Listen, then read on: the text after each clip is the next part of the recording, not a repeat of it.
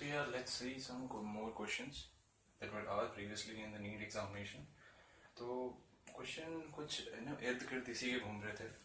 आपको अगर याद होगा तो हमने जब स्टार्टिंग में मेरा जो लेक्चर है लेक्चर नंबर 2.1 उसमें हमने कुछ पॉइंट्स डिस्कस किए थे इफ यू रिमेम्बर कि जब मैग्नेटिक फील्ड में एंटर करता है एक पार्टिकल, यहाँ पे कांस्टेंट मैग्नेटिक फील्ड होती है इस रीजन में, लेट्स से यहाँ से एकदम सुपरमेसी की तरह एंट्री की है तो एक सर्कुलर मोशन हमें मिलती थी क्योंकि ये परपेंडिकुलर है वेलोसिटी और मैग्नेटिक फील्ड. तो हमें क्या मिलता था, क्यू वी भी मिलता था फोर्स जो कि बराबर होता था M V square by R के. यहाँ से आर आ जाता था M V by Q V. ठीक है, अब यहाँ से आर आ चुका है, रेडियस में है तो जाहिर सी बात है इसका कोई टाइम पीरियड होगा, ओमेगा होगा, फ्रीक्वेंसी होगी एंड सो. तो नीट में यही जो आपका एज इट इज चीजें होती हैं इसी को उठा के पूछ लिया जाता है. ठीक है, जैसे आपको ये पॉइंट दे देंगे तो आपसे सेंटर पूछ सकते हैं. ठीक है, वो आप कैसे निकाल लेंगे, वो आप मैग्नेटिक फील्ड की एंट्री वगैरह से निकाल लेंगे, जो कि मैंने लेक्चर में ऑलरेडी डिस्कस किया है. बट सिंस क्वेश्चंस में यही चीजें हैं तो मैं इसको यहाँ पे दिखा दे रहा हूँ. And all the 3 questions by means of this particular thing will be solved. So what happening is R यहाँ से निकल गया. अभी अपने को टाइम निकालने का. टाइम क्या होगा, 2 pi R by V, 2 pi M V by Q B divided by V, 2 pi M by Q B. ठीक है, हो गया आपका टाइम पीरियड हो गया. इसी को उल्टा कर दूंगा क्या हो जाएगा, फ्रीक्वेंसी आ गई. तो ये देख पा रहे हो आप चीजें इतनी फटाफट आ जा रही हैं और इसी को घुमा फिरा के आपसे नीट में पूछ लेते हैं. तो वही एक लाइन से उन तीनों क्वेश्चन को एक बार डिस्कस करते हैं.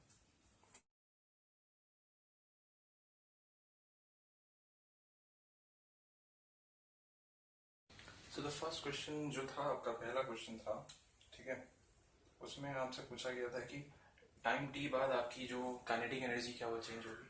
तो जब मैं लेक्चर में उसको डिस्कस कर चुका हूँ, जब पार्टिकल मैग्नेटिक फील्ड में एंटर करता है, चूंकि फोर्स होता है Q V cross B, force जो है आपका दोनों वी और बी के परपेंडिकुलर होता है, इस तरह होता है. तो मैग्नेटिक फील्ड जो है आपकी वेलोसिटी इंक्रीज करने में कोई योगदान नहीं देता है.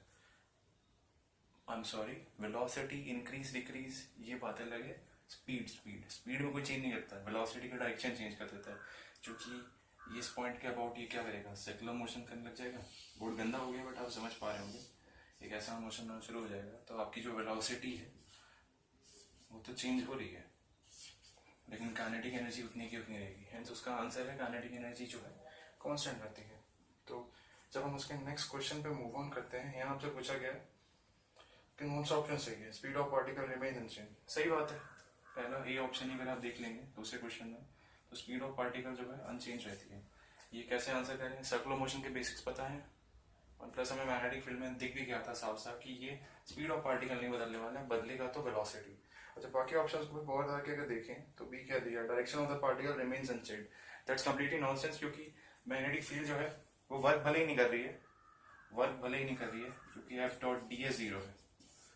लेकिन जरूरी नहीं होता कि आप वर्क ही करें पार्टिकल का डायरेक्शन चेंज करने के लिए. ऐसे तो सर्कुलर मोशन में भी जो स्ट्रिंग होती है उसका वर्क कुछ नहीं होता है, लेकिन डायरेक्शन तो बदलती है ना. वही यहाँ पे भी हो रहा है. पार्टिकल डायरेक्शन पहले यहाँ पे था, अब यहाँ पे हो गया, अब यहाँ पे हो गया, अब यहाँ पे हो गया. ये ऐसे भी कह सकते हैं, देखो D V vector by D T जो है ना ये नॉन जीरो है ना. अगर आपको रटा हुआ है ये तो ये क्या होता है, D two X by D T square हो जाएगा. Sorry, D V by D T कुछ है इसका, तो D two X by D T square ये कुछ होगा. और हेंस मैं कह सकता हूँ कि एक्स में कुछ चेंज आते हैं तभी तो ये चीज पॉसिबल हो रही है. और रिपीटेड अगेन, एक्सलेशन पता है मुझे जो कि एम वी स्क्वायर बार होता है, जो कि यहाँ पे क्यू वी भी था. ये होगा D two X by D T square. जब D X by D T कुछ होगा तभी तो D two X by D T square भी कुछ होगा, क्योंकि वो तो ये होता है. अच्छा, ये कुछ है मतलब एक्स में भी चेंज होगा तभी तो हो रहा होगा. खैर मैं बातें लंबी खींच रहा हूँ, घुमा फिरा के वही चीज एक्सप्लेन कर रहा हूँ. दैट्स व्हाई हमारा आंसर यहाँ से ये आ गया. और क्वेश्चन नंबर 47 में आपसे फ्रीक्वेंसी पूछ ली. यहाँ पे हमने ये निकाला हुआ है, इसको उल्टा घुमा के चिपका दो, आंसर आ गया. कई बच्चे तो उसको सीधा टिक मार के आएंगे नीट के एग्जामिनेशन में. बाकी अगर आपको नहीं भी याद है तो कोई इशू नहीं होता. ये जो चैप्टर है बड़ा ब्यूटीफुल इसलिए इस वे में है कि आपको सारे के सारे फॉर्मूले जो है डिराइव अगर आप स्टार्ट से भी कर लेते हैं ज्यादा वक्त नहीं लगता है. लेकिन एग्जाम में हमको स्कोर मैक्सिमाइज करना होता है, तो उस टाइम पे क्या अगर आप अपना ये सब चीजें ऑन टिप रखेंगे, जो कि होना भी चाहिए. देखिए मुझे 4 साल हो चुके हैं जेई दिए हुए, मुझे याद नहीं है तो इट्स एक्सेप्टेबल. मैं क्लास में पढ़ा सकता हूँ क्योंकि मेरे बेसिक्स क्लियर है. But if you can't remember it, there is some lack in your studies, तो आपको ये सब चीजें याद रखनी चाहिए, ठीक है। Of course things might be little different in examination, होगा आप भूल जाए वगैरह वगैरह, बट फिर भी still this all things should be on your tip. यहाँ पे क्या बोल रखा है, यहाँ पे बोला है कि देखो क्वेश्चन की स्टेटमेंट आप देख सकते हो, मैंने ऑप्शन और क्वेश्चन आपको स्क्रीन पे दे दिया है। तो यहाँ पे हम कॉन्सेप्चुअली समझते हैं। आई ऐसा जा रहा है इस वायर में, इनफाइनाइट वायर है, of course magnetic field generate कर रही होगी, और यहाँ पे चार्ज पार्टिकल है क्यू, जिसको हम इधर धकेल रहे हैं, ठीक है। तो हमसे पूछा है कि इस पे फोर्स कहाँ पे लगेगा। तो अपने को क्या पता है फोर्स क्या होता है, क्यू, वेक्टर नहीं होता, वी क्रॉस वी, ठीक है। ऑफ कोर्स क्यू दिया हुआ है हमको, डायरेक्शन पॉजिटिव चार्ज बोला है तो इसको मान लेना क्यू, अगर नेगेटिव हो जाता तो फोर्स जस्ट अपोजिट हो जाता है, हमको पता है x माइनस एक्स का फर्क पड़ जाएगा, मैग्नीट्यूड में कोई चीजें नहीं होंगी। बट हमसे मैग्नीट्यूड नहीं पूछा, हमसे डायरेक्शन पूछा है, ठीक है। बोला है कि ये ओ है, ये x है, ये y है, फोर्स कहाँ पे लगेगा उसको बताना है। तो हमें पता है इस आई के कारण मैग्नेटिक फील्ड कहाँ होगी, ऐसे अंदर की तरफ होगी इस पॉइंट पे, ठीक है। अपना जो v वेक्टर है वो यहाँ पे है, तो अपन जब v क्रॉस b करेंगे तो क्या होगा, v क्रॉस b ऊपर लगेगा फोर्स, तो जो फोर्स है ना वो आपका ओ वाई का लॉन्ग लगने वाला है, हेंस यही आपका आंसर है। थोड़ा सा क्या बोलते हैं डिफरेंट क्वेश्चन था इस सेंस में कि अगर बच्चे कुछ ऐसे रटवट के गए होते हैं या आई वाला फॉर्मूला, तो उसको कॉम्प्लिकेट करके सोचेंगे। Very beautiful simple question. So यार जो आपके next two set of question है ना, उसमें एक थोड़ी सी नॉलेज अगर आपको इस चीज़ की है तो आप फायदे में रहते हैं। बाय द वे एक आपको वैसे बता देता हूँ, ये अगर आप छोटा सा फंडा आपको याद है तो आप उसको यूज कर सकते हैं। एक क्लोज लूप है और एक कांस्टेंट मैग्नेटिक फील्ड में अगर ये मूव कर रहा है तो उस पर जो नेट फोर्स होता है एफ नेट होता है जीरो। ये आता कहाँ से, तो मैंने अपने लेक्चर 2 में इसके बारे में बात की थी, एक शॉर्टकट जनरेट किया था कि मान लो आपका एक आर्बिट्री शेप है, ठीक है, करंट आई दौड़ रहा है उसमें, और ये मैग्नेटिक कांस्टेंट मैग्नेटिक फील्ड में ट्रैवर्स कर रहा है। कांस्टेंट होना जरूरी है, ये भी तभी होता है जब बी कांस्टेंट है, कांस्टेंट, ठीक है।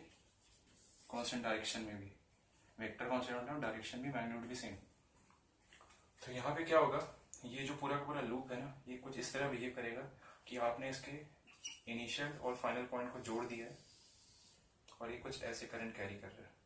तो ये जो लूप है बड़ा सा, ये बेसिकली इतना हमारे लिए इतना सा हो जाएगा जिसको हम यूज करेंगे। ये ऐसे डायरेक्टली इस पर नीड का क्वेश्चन नहीं आया, बट अब इसको यूज कर सकते हैं ना अपन।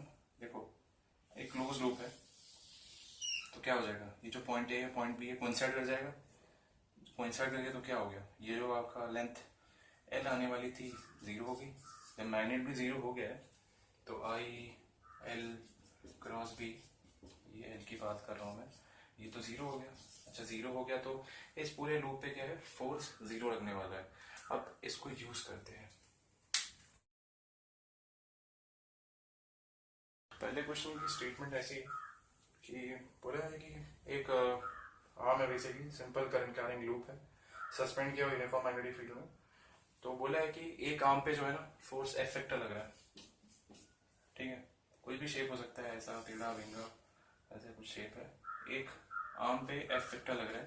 तो बोला है रिमेनिंग 3 आर्म्स पे टोटल कितना फोर्स लगेगा। तो देखो हमें पता है इस पूरे लूप पे जो है फोर्स जीरो लगना चाहिए, ठीक है। तो फोर्स इसके कारण क्या होगा, तीनों आर्म का एफ, लेट्स से F3, तीनों आर्म का मिला के प्लस F, ये जो आर्म का मिला के वो जीरो होना चाहिए, सही बात है। सिंपली क्या आ गया, F3 वेक्टर जो है माइनस F वेक्टर है। देखो क्वेश्चन बहुत सिंपल था, लेकिन कई लोग इसको छोड़ के आगे होंगे क्योंकि कंफ्यूज रहते हैं मोस्टली, या याद करके चले जाते हैं कि जीरो होता है, क्यों जीरो होता है याद नहीं रहता, तो एग्जाम में आगे भूल जाते हैं। Similarly let's discuss the next question जो कि बहुत सिमिलर है। तो अगले क्वेश्चन में क्या किया, ऐसे एक चित्र बना दिया, F3 F2 F1 PQ, बाकी से मतलब नहीं है। ये एक मैग्नेटिक फील्ड में है जो कि कांस्टेंट है, और बोला है कि इस PQ पे कितना फोर्स लग रहा होगा, ठीक है। स्टेटमेंट का मतलब वही है। अब देखो PQ का जो फोर्स होगा वो तीन दिनों को मिला के कैंसिल करना चाहिए। अब देखो इन तीनों वजह से नेट फोर्स कितना लग रहा होगा, वो लग रहा होगा इस लूप पे इन तीनों की वजह से बस F3 माइनस F1 का स्क्वायर, ये दोनों इस डायरेक्शन में और ये इसके जस्ट परपेंडिकुलर है तो प्लस F2 का स्क्वायर। फोर्स में मैग्नीट्यूड की बात करूं उसका रूट, इतना फोर्स लग रहा होगा तो इतना ही अपोजिट फोर्स इस पर लग रहा होगा, इसका मैग्नीट्यूड सेम होगा। आपको पता है स्क्वायर की बात है तो F1 माइनस F3 भी लिख सकता हूँ मैं यहाँ पे। तो आप देख सकते हो कितने प्यार से आंसर आ गया इसका। मुश्किल है 10 सेकंड का क्वेश्चन है but it is conceptually all right question.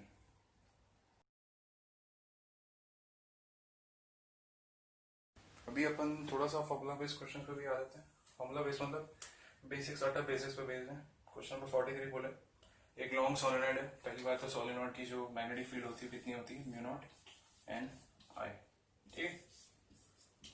किस डायरेक्शन में होती है तो सोलेनॉइड कुछ ऐसा होता है ना, तो ये एक्चुअली जो आपकी मैग्नेटिक फील्ड होती है ना इस डायरेक्शन में, जैसे करंट यहाँ पे जा रहा है तो वो ऐसी होती है, ऐसे सीधा जाती है मैग्नेटिक फील्ड।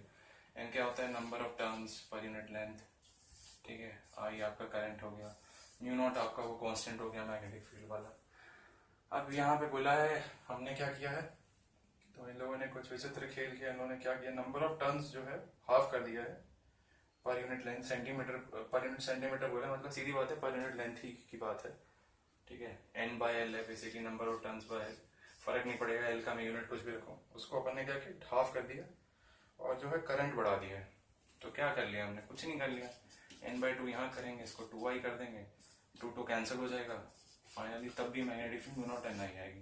तो यहाँ पे तो आपकी मैग्नेटिक फील्ड आ गई। अच्छा, इसी के अलावा एक और क्वेश्चन है 44th, जहाँ पे बोला है कि अगर Q है किसी इलेक्ट्रिक फील्ड मैग्नेटिक फील्ड दोनों में एक्सिस्ट कर रहा है तो फोर्स कितना होगा।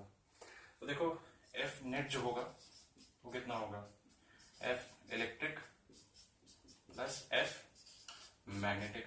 अच्छा, F इलेक्ट्रिक कितना होता है, Q E वेक्टर, बहुत सिंपल है हमको पता है, plus Q V cross B, यही आपका आंसर होने वाला है और यही हमसे एक्सपेक्टेड था करना। तो आप देख सकते हैं बहुत बेसिक्स पे 2 क्वेश्चन अगेन नीट पे पूछे गए हैं, जो आपको फटाक फटाक बोल सकते हैं 5-10 सेकंड में आप इसका OMR तक भर डालेंगे। 10 सेकंड में आप 3 नंबर ला रहे हैं, होल्ड्स वैल्यू राइट।